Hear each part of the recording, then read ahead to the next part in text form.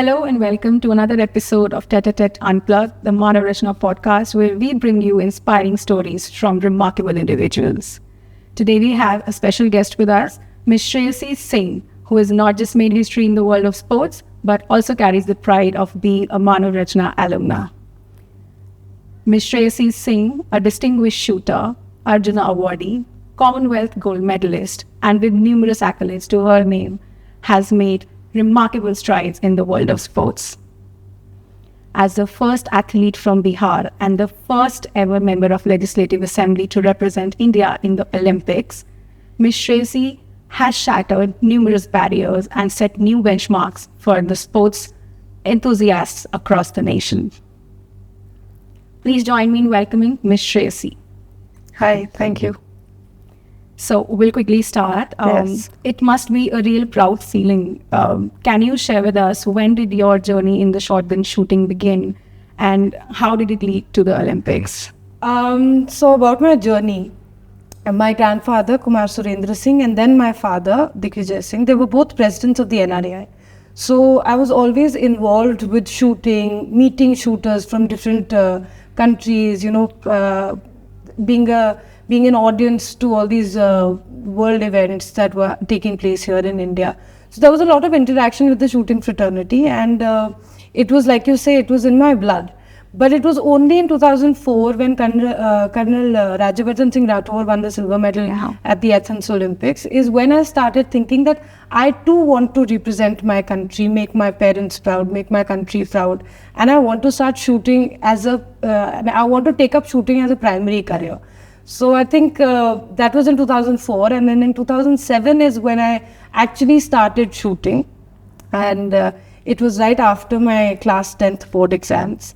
And I was always one of those students जिसका मन school के क्लासरूम से ज़्यादा बाहर के खेल के मैदान में ज़्यादा लगता था. So I would always be looking out of the class window, thinking that I want to be playing tennis right now, I want to be playing badminton, or how nice a refreshing swim would be at this time. But there was some pressure from my parents about academics and doing well in the board exams. So after that, when the board exam finished and then we had that time, before the results are out. Yeah. So that's exactly the time when I said, okay, now I want to start shooting. I can totally relate to that feeling. Being a sports enthusiast myself, all my attention always used to be outside the classroom looking at the sports ground. What can I play next? Exactly. So you know how that feels. Yeah, that feels really amazing. Actually, it fills you with sudden energy. Yes. Moving on to the next question. What are the key moments in your career that led to your selection for the Olympics 2024 in Paris? A great man, that is Abhinav Bindra, once said that Olympic Games is not every 4 years, it's literally every day. So when you choose your profession to be sports, and that can be in any sport, so any athlete, any sports person would start living that dream of going to the Olympics one day and winning at the Olympics. Yeah. And that happens every day. You're continuously training hard, training even harder to reach that goal, to reach your dream. And, so I can't say that it was just one moment wherein it happened. It was a series of events that led to this. And there were obviously, it's like a roller coaster. So, there are ups and downs. And there are so many things that you try when, you're feeling down or you're not performing well, or you haven't made it to a certain World Cup, or you haven't performed well at a certain World Cup. And it's like a whole restart that you do. So my journey has been for 17 and a half years. And like I said, I think the first step to that journey is to start dreaming. And, that's when the journey really starts. And then everything else is your hard work and I think a little bit of luck also. And a lot of manifestation. So how does it, I recently got to know that you were the first athlete from Bihar to make it to the, Olympics. Yeah. How does it feel to be the first athlete from the vibrant state of Bihar to represent India in Olympics? Yeah, honestly, it does really feel great. I mean, IQ speak, it's given me goosebumps already because, Bihar is a state that it has a huge culture, and it's got a lot of beautiful people, and everybody from Bihar has a heart of gold. And I know that personally because I work with the people of Bihar, not just because I've been born and brought up there, but I see that from my day-to-day life, that every human is such a beautiful golden person on the inside, and that is usually a Bihari. But having said that, Bihar is always looked down upon like being one of the most backward states in India. So being a Bihari, representing my country at the Olympic Games is a big thing for me. And I know that this will inspire a lot of women in Bihar, a lot of athletes in Bihar, because I very recently met a hockey coach. He's now the chief coach of Indian women's hockey. And he's a Dronacharya awardee also. He's from Bihar, but he never had the opportunity to play for Bihar. So, when he met me, and this was post my selection at the Olympic Games, he told me, he said, Shreyasi, we always saw this map of India, wherein, all the states like Haryana, Punjab, Delhi, Tamil Nadu, Kerala, they would all give out these numbers of athletes that are going to the Olympic Games from their state. But always, right, in the center where Bihar is, there would be a zero. And that would hurt me. But now at least we all can look at that map and there will be that one standing up. And I know that that one will take the number, get the ball rolling and we'll have more athletes coming from Bihar. So it's a great feeling that I am able to take Bihar to the Olympic Games. Being a part of the country, a state that was left behind is no more left behind. And, I'll tell you something. When I started shooting, I've done my studies from Delhi. Of course, here at Manav Rachna is where I got my MBA degree.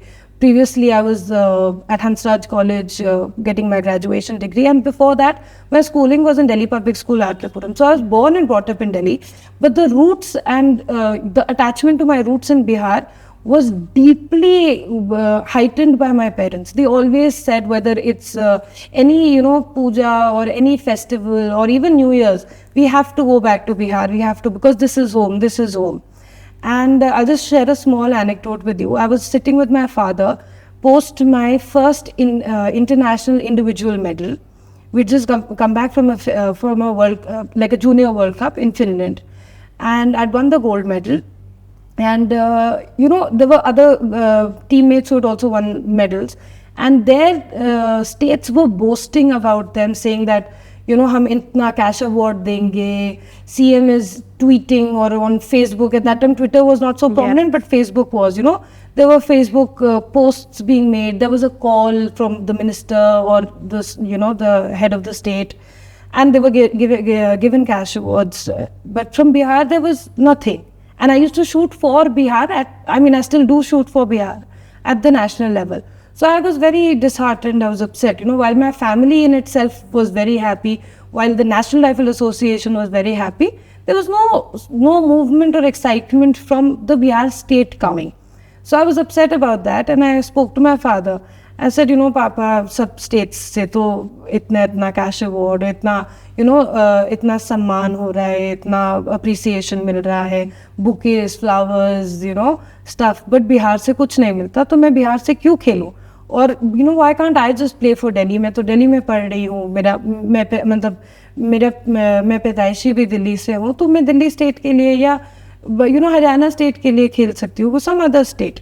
So at that time my father looked at me and he held my hand and he told me, he said, Shreyasi, जब माँ बाप गरीब होते हैं तो बच्चे घर नहीं छोड़ते. And I still remember those words. Yeah. And this was all the way in 2009, so a good 15 years from today. And till date, I've held on to Bihar state, and I can't tell you the transformation that I have seen in the sports culture in Bihar, जहाँ athletes को पूछा नहीं जाता था, समझ में नहीं आता था लोगों को कि क्या स्पोर्ट होता है. शूटिंग तो बहुत दूर की बात लगती थी. वहाँ जब 2018 में जब राष्ट्रमंडल खेलों के बाद मैं वापस आई और मेरे साथ बहुत सारे खिलाड़ी थे जो नेशनल लेवल पर कुछ जीते थे, हम सबका एक साथ एक स्टेट एक फैसिलिटेशन सेरेमनी हुआ जो स्टेट फंडेड था. सबको कैश अवार्ड्स मिले, एक स्ट्रक्चराइज सिस्टम आया वेरिन योजनाएं बनी, स्कीम्स बनी कि स्पोर्ट्स पर्सन्स को बिहार से जो आ रहे हैं कैसे स्टेट लेवल पे हेल्प मिल सकता है. So I have seen the whole transformation of this journey. It's a gradual change and that change is it's going to continue, I hope, sure, at a faster pace even now. But I have seen that change with my own eyes. So I am really glad that my father and my mother helped me pursue this journey of sports while being a Bihari, and I'm proud about that. The entire nation is proud, Shreyasi, and the history has already been written. Thank you. Many more numbers to the state of Bihar. Thank you. Can you describe your training regimen leading up to the Olympics? That's a tough one. See, I'm an MLA also. Yeah. So I give a lot of time in my constituency, which is Jamui. It's in the southern part of Bihar, bordering the Jharkhand state. And it gets very difficult to, training. There have been days that I'm training here in Delhi from morning till afternoon. And then I've taken a flight to Patna. And then I've been in Jamui by, 6 o'clock in the evening to, do programs there, meet people and spend the day there, something like that. So it's been a very hectic journey for me. I don't know if it's right or wrong because I haven't taken off any personal time. I don't remember the last time I went on a vacation. I don't remember the last time I picked up the phone and I said कि आज तबीयत खराब है तो आज मैं अपने constituency में नहीं आऊँगी या आज तबीयत खराब है तो आज मैं shooting नहीं करूँगी.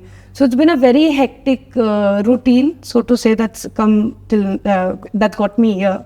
But having said that, I'll go back to what I said in the beginning. See, it's not every 4 years, it's every day. So the training routine is usually that you spend 3 to 4 hours at the shooting range, honing your skills. You go in the evening, you go to the gym, you do your physical training. And it can be whatever physical training that suits you. It may not necessarily be heavy weight lifting or six-pack, ab building or something like that. It's the kind of physical training that suits your requirement. Yeah. Post that, there is definitely a huge section that's being now very aggressively being tapped into. That's the science, as in the sports science, the whole science behind performing. So it's not just physical, it's also mental. Yeah. How your physiological behavior towards your mental strength, how they are going together is very important.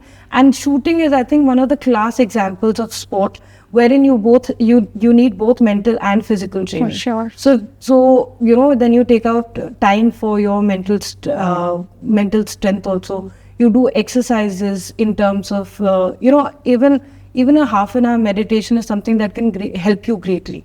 There are a lot of techniques now that include visualization, that include meditation, of course. There are guided meditations to do the same thing, and there are things like that. So you actively need to keep working. Even when you are out of the range, you are still working in order to better your performance. And that's how your day sort of pans out. I, for one, try to keep stealing time and trying to make things work. So I have less sleeping hours. I try and do more, like, let's say, for example, if I have to do a guided meditation, I take my time when I'm in the flight, which is an hour and a half from Delhi to Patna. I take that time to do the guided meditation, even though I'm sitting in the flight, but it helps. It does. It works. So yeah, it's a hectic schedule, but I think when you're passionately involved with something, then आप time खुद ब खुद निकाल लेते हो. That was supposed to be my next question, actually. You answered it already. How do you balance out your political responsibilities with your sports career? Yeah, see, a lot of people ask me this, कि कैसे कर लेते हो? But I cannot explain it in words. You literally have to be with me for a day to realize what I'm sacrificing on and how I'm planning my day. Because I somehow really, there are days where I sit down and I think, my God, if there were 36 hours in a day, that would be just perfect.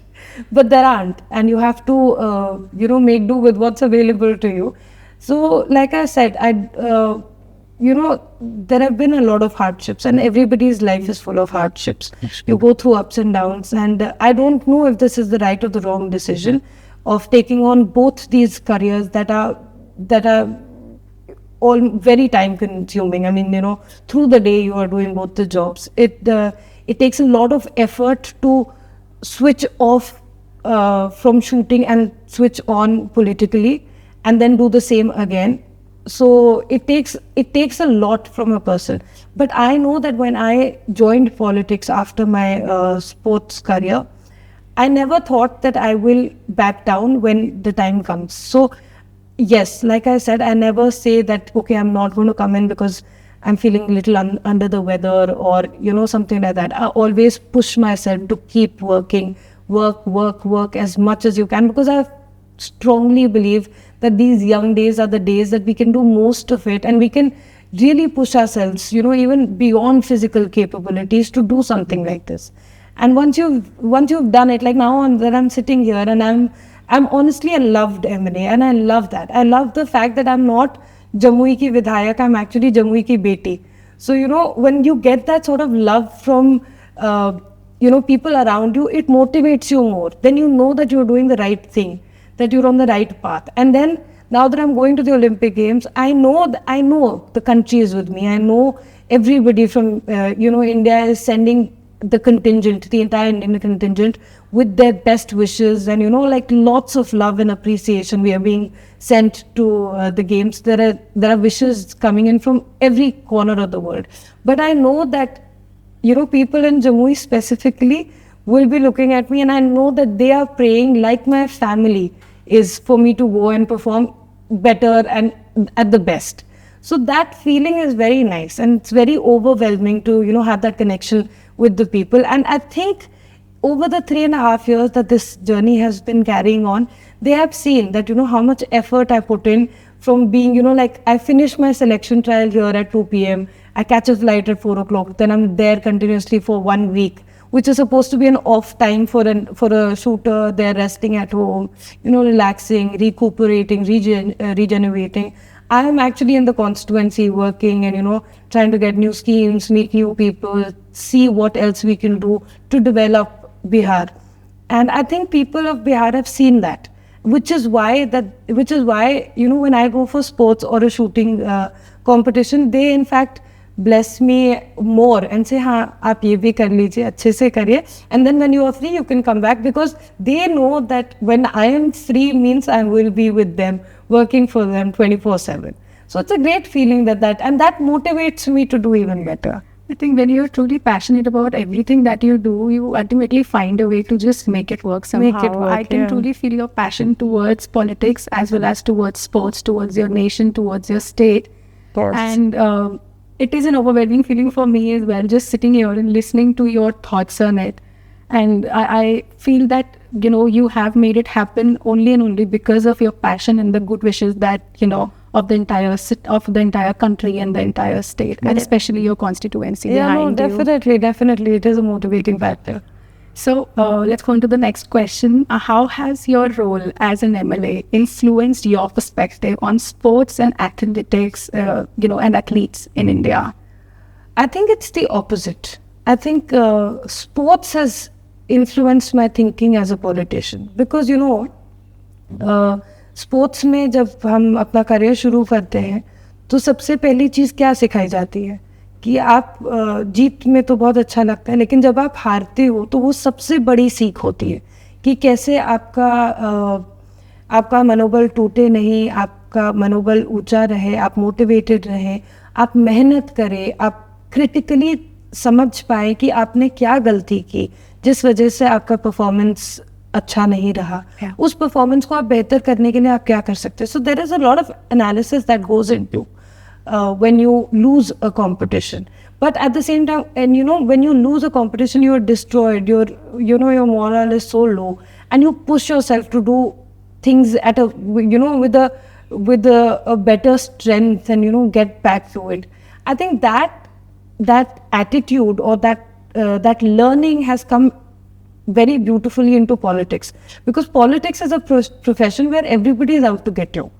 There are wins and losses every day. Every new day will bring a new challenge to you, and you have to rise up to the occasion and see whether you win or lose.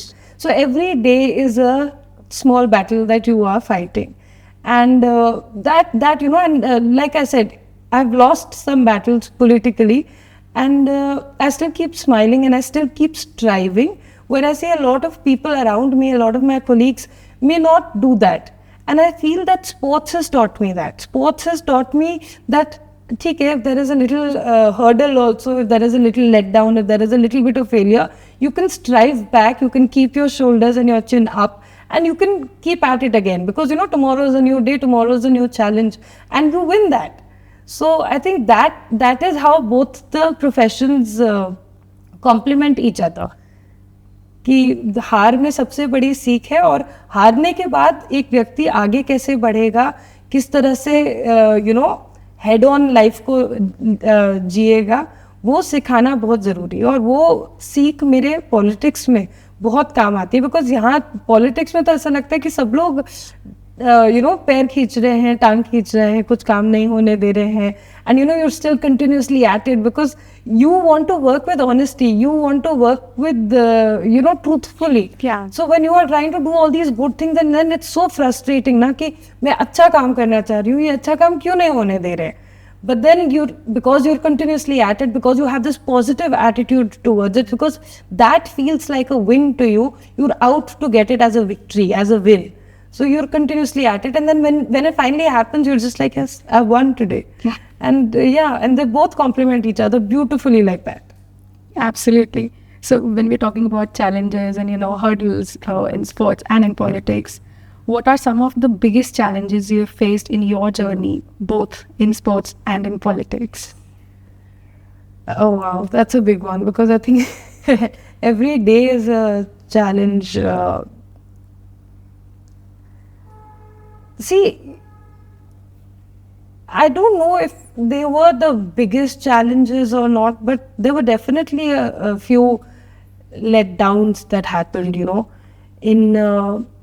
I remember in 2019, we were at the Doha qualifications, and I missed out on winning the quota for the Olympic Games, and I was I had won the Arjuna Award by then, and I was I was in a great form going into that quota qualification, and when I lost out on that quota, it felt like the world apart me had just torn down. Like it just, my heart was broken, because you give everything to an event like that, and when it doesn't happen, and that there's that 1% of, I don't know, luck or wishes or something like that, or stars aligning in a certain way, that not happening because you did your best and the results were not as you desired, then it just sort of breaks you. So that was one of the biggest challenges that I faced. Losing that competition, losing that quota, which would have sent me to the 2020 Olympic Games, I think really broke me. And then, I started questioning myself, and I remember thinking that, chalo, Commonwealth Games aa gaya hai, twice over. I've won 2014, I won the silver medal, 2018, I won the gold medal. Asian Games I lost, so that I lost, and then the quota I lost, so I wasn't going to the Olympic Games then. And I was like, okay, and you won the Arjuna Award, maybe this is it. Maybe this is all that was in your sports career. And, you start questioning yourself. And then, you really see that, you start questioning that whether the fight is worth it. If you really do want to come back and, do it all over again, start and, train and just put in the number of hours. And so I think that was one of the biggest challenges, that heartbreak was the biggest challenge for me to overcome. Because, when you're heartbroken, then there is no nothing that you can do to mend ways and, externally that can push you. It has to come from within. And it took a while. It took a while for it to, sort of, for me to start going again. But I think that was the biggest challenge that came. But I think one overcame it with time, with good attitude, with, positive people around you, with a good support system around you. And I came over it, and we're sitting here today. Absolutely, and we're truly celebrating it. Who has been your biggest support system throughout your journey? So, my father is my God. I was very young when I lost him, and this sporting career, when I started to shoot, I remember sharing my dreams with him, and very early on in my career and life also, he passed away, and post him, my mother became my biggest pillar of support, because she did not let me feel that I have to give up sports for a different career, or that I have to give in time to the house more or anything of that sort, She made me feel that dad was here with us in all spheres of our life, and we just had to keep doing what we promised him, or what we spoke to him about. And I think they both have been, my pillars. I find divine strength when I speak about my father, or when I speak to him, because I know today he's somewhere looking down at me and blessing me. Absolutely. And my mother, while she's here in this realm of life with us, she has always made me feel that comfort, that that positivity, that strength. And I know that it's a great feeling going forward. That that even if I fail, that if I fumble anywhere in life, I still have my mother and my elder sister also, who's like a mother to me. And I know that they are behind me and that they will support me, and that I can fall back on them. So that's a very good feeling to have, that sort of an immediate family who's, just behind you. And I derive great strength from these two powerful women that are here in my life. And of course from my father, who's blessing us from the universe. We are very sure of that. What has been some of your, what have been some of your memorable achievements in your shooting career? Something that you remember always? I think it has to be the Commonwealth Games in 2018, where I won the gold medal. That was one of the most difficult competitions that I have shot, emotionally more than physically, because like I was talking about my father passed away in 2010, and 2010 was a very early stage of my shooting career, and I had promised him that I will win the gold medal at Commonwealth Games, and they were happening in India in that year, and he was a part of the organizing committee, and so like I said, it was like a shared dream. But in 2010 I lost, and I finished 4th or 5th, I can't remember. So then, I started working again, and it's a 4-year journey to another Commonwealth Games. So I started working again, and I worked harder. And there were so many, ups and downs in the middle. Sometimes you don't make it to the selection of a World Cup or something like that. And then you keep working. And we reached Glasgow, which was 2014 Commonwealth Games in Scotland.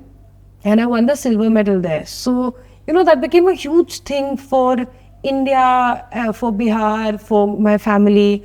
And I remember sitting there, while I was happy that I won the silver medal, I remember sitting there and thinking that, but I promised the gold to my father, so this can't be it.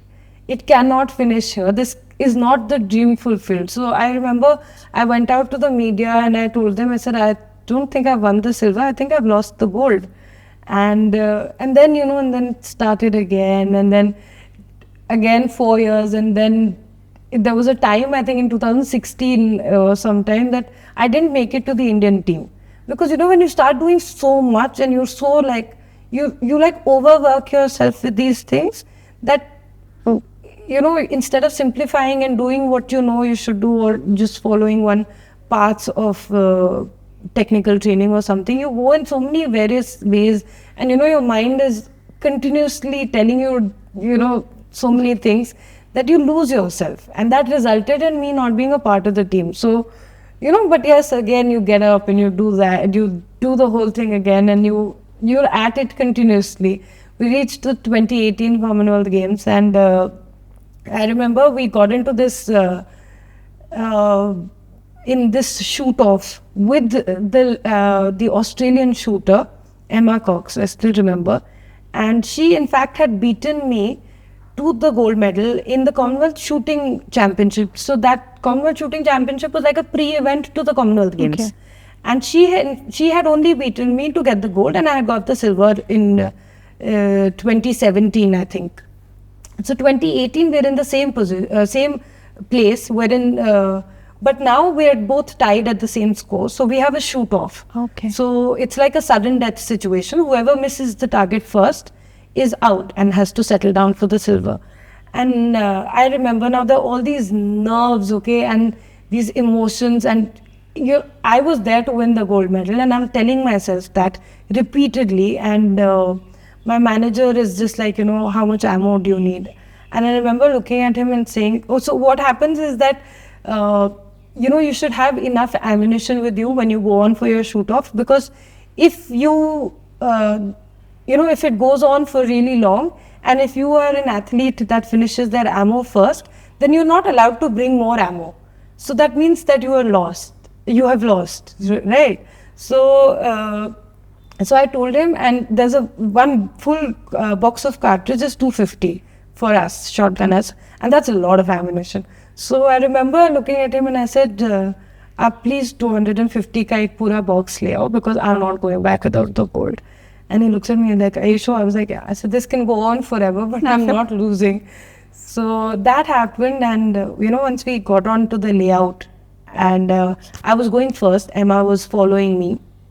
So when they were setting up, and I was just looking, trying to visualize some target, something, and the entire stadium was going, cricket matches we've seen, they all go Aussie, Aussie, and that's happening. And on the corner of the stadium, there is 3-4 Indians, including my mother, my Masi, and my sister. And they're just going like, India, and very mildly, I can hear that India in my, ear. And I'm like, okay, there is somebody, they have faith. And and everything came together at that time. And, I think before getting onto the station, I prayed to my father once for the last time. I said, this is it, because this has to be it. But like you said, rest is history. And that shoot-off was over in one shot. I think I ended up hitting both the targets. There were 2 targets that I had to hit. I hit both the targets, and Emma, who came in after me, she missed 1 target and she hit 1 target. So I won the both. With a box of 250, with a just box one of 250, in one. Yeah, and I used only 2 shells. That was the divine power acting out, so, and your super talent and skills. Yeah.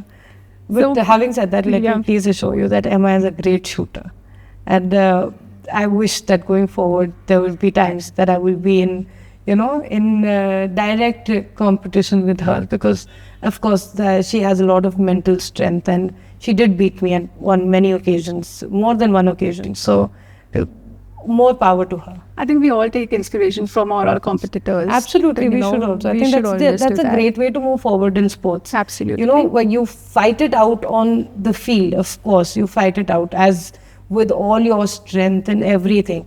But when you're off field, you have to understand that every athlete is doing their best. And if there is something that they are doing better than you, and possibly you can inculcate that in your regime, training, performance, then you should, because there is no harm in learning from your competitors. For sure.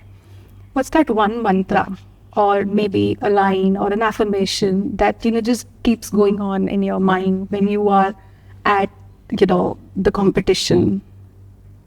Honestly, there is no quote or mantra that there are many, in fact, so they keep changing as we go forward, depending on what is the requirement of the mood. If I'm too happy, sometimes you get like that. No? Sometimes you're training well, and you just start thinking that you won the gold already. So you need to reel it back in. You just be like, boss, relax. Okay, everybody is here, ready to win the gold medal. You haven't won it, you still have to win it. Sometimes you're feeling low, so you need to have those motivational quotes. But I don't think I have one mantra that I can narrow it down to. I just know that one of my strengths is my self-talk. There's a lot of self-talk that I do, that I continuously keep telling myself to live in the present and see if I can enjoy that present. That is the most important thing. And I do that not just because I'm a sports person or a shooter. I do that because that's the way to life. That's the right way to live life. Absolutely. There will always be situations that are in your control, and there are situations that are not in your control. There are always emotions that are in your control. There are emotions that are not in your control. So similarly, if you can just have that sort of awareness and have that self-talk and keep asking yourself of how you are feeling and how you want to move forward, and these answers will come from within you. Yeah. And when your mind is in that calm, aware situation, you take better decisions in life. And even if you take a wrong decision in life, even if there is a decision that confronts you with negativity, you are still able to handle that better as opposed to someone who's not doing it. So I think, that self-talk and self-awareness. Self-awareness and self-talk is my mantra, is something that I do. You have completed your education from Manav Rachna, and needless to say, you've balanced your education and sports aspirations beautifully. How did your educators and coaches here at Manav Rachna support you? I cannot even begin to thank Manav Rachna for the opportunity, for the environment that they've given me. Because truly, I have seen a lot of athletes that come into this, this phase of college and, graduation and post-graduation, when they're pursuing their degrees, when, of course, everybody wants to have a good degree going forward for career options. I've seen so many athletes and sports people lose out on their passion for sports because they are so, because education in itself is, it's demanding. And then the universities are over demanding sometimes, whether it is attendance, whether it's examination, whether it's, they don't, if you want to go train, universities will pull you back and say you can't and stuff like that. But at Manav Rachna here was really where I found home, where I found the same support that I found from my, family. Here, whether it was Amit sir, whether it was Ranjan sir, who was a mentor for the whole sports science and, sports people. Everybody, our sports head, Dean who was here, everybody, they were so supportive in, attendance. And attendance, I don't say that we didn't attend college. We attended college, but of course, we needed some time off. We could not attend as much as a regular student. So we needed to explain. And once we did that, they were so understanding of the fact कि shooting है, outdoor sport है, दिन में ही कर सकते हैं, रात में नहीं कर सकते. So these shooters who are playing at India level, who are winning national level, going for international tournaments, they need that time off. So, then our own faculty members, they were so helpful because, there were sometimes you'd miss classes, so you don't know where to get your study material from in your books. You would call them, even if it was later in the evening and something, say, ma'am, please, ye books kaise karne hai, kya karne hai? And they'd be like, ek kaam karo, aap relax karo, we'll organize it for you, aap university aake pick up kar lena. And you'd be like, okay, chalo, that's taken care of. So, these little things, when they are taken care of, some examinations that needed to be rescheduled because we couldn't appear. I was traveling for a World Cup, I remember, and I couldn't give my exams on time. So, the university helped us, give us, reallocate our dates of the examination, and then we gave our exams like that. So that sort of support is really required in the education system.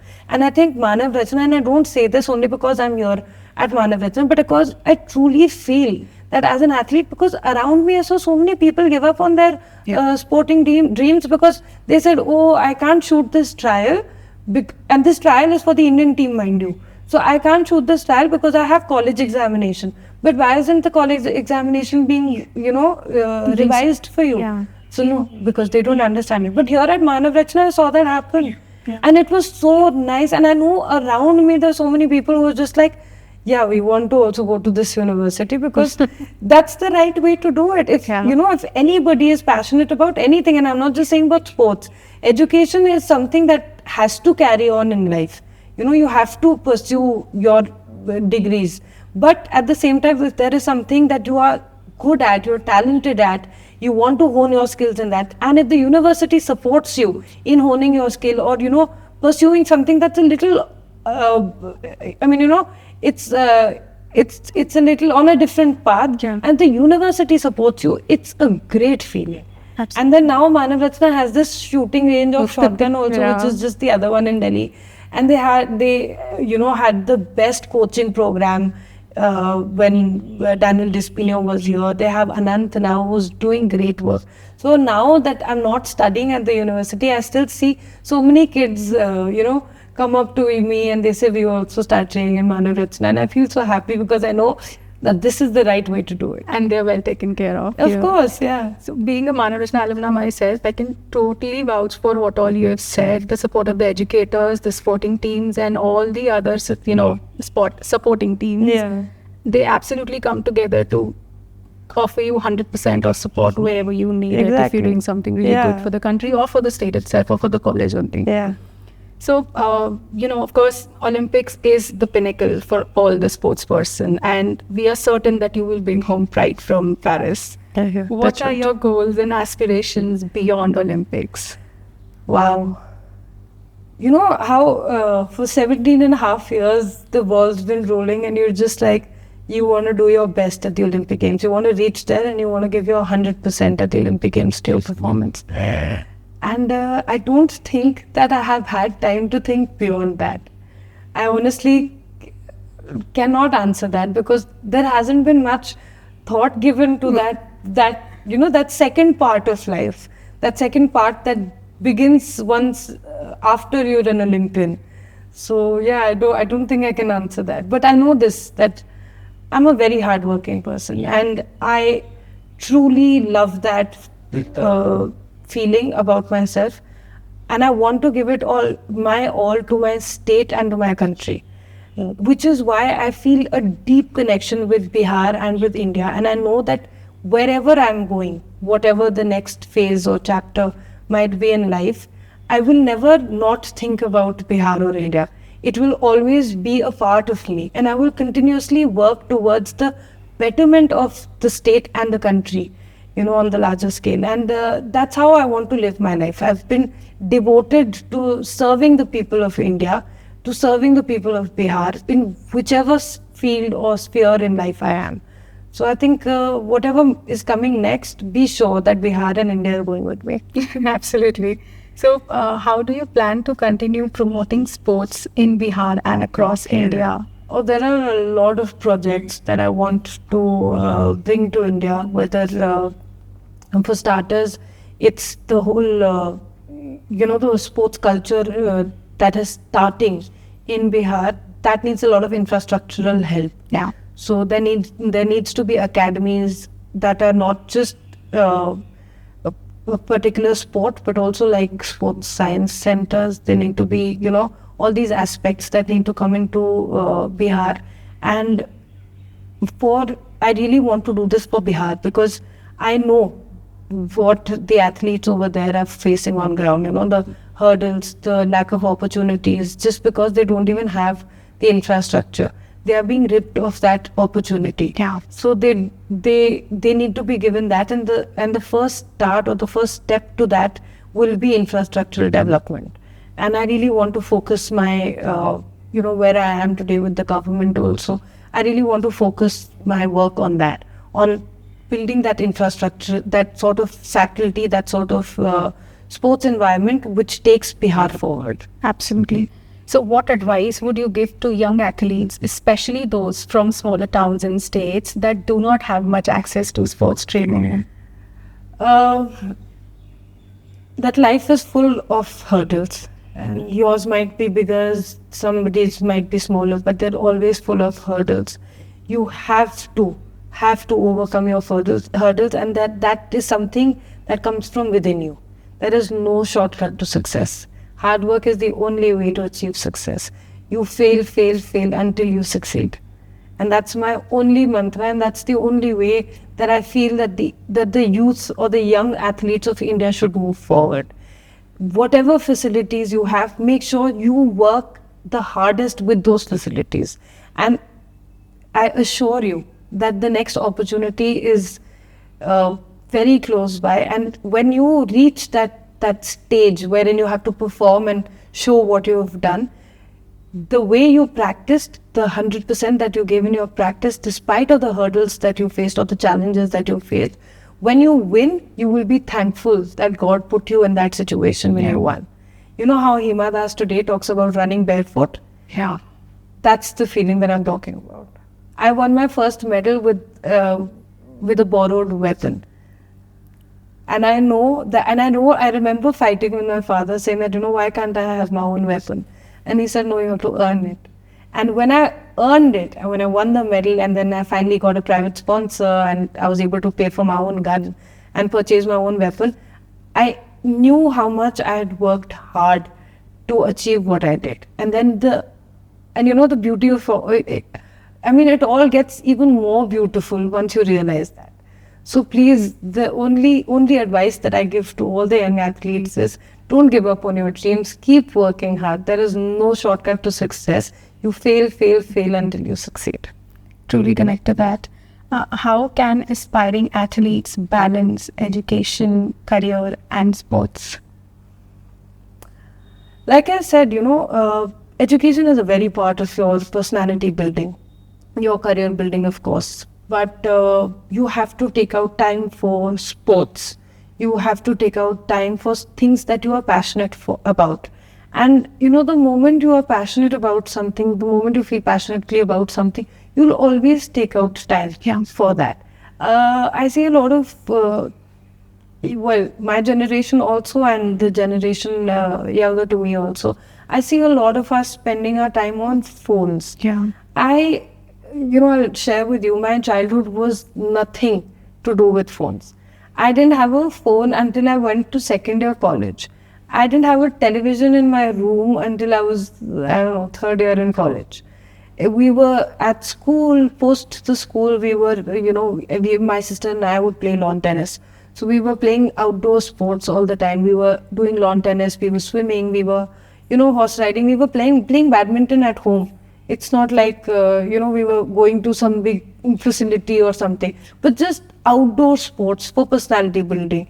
And then we were doing, at that time we were doing kuchipudi dancing. So we were, learning how to dance then these days. But we never had a phone or a TV or something that would distract us, from our day to day.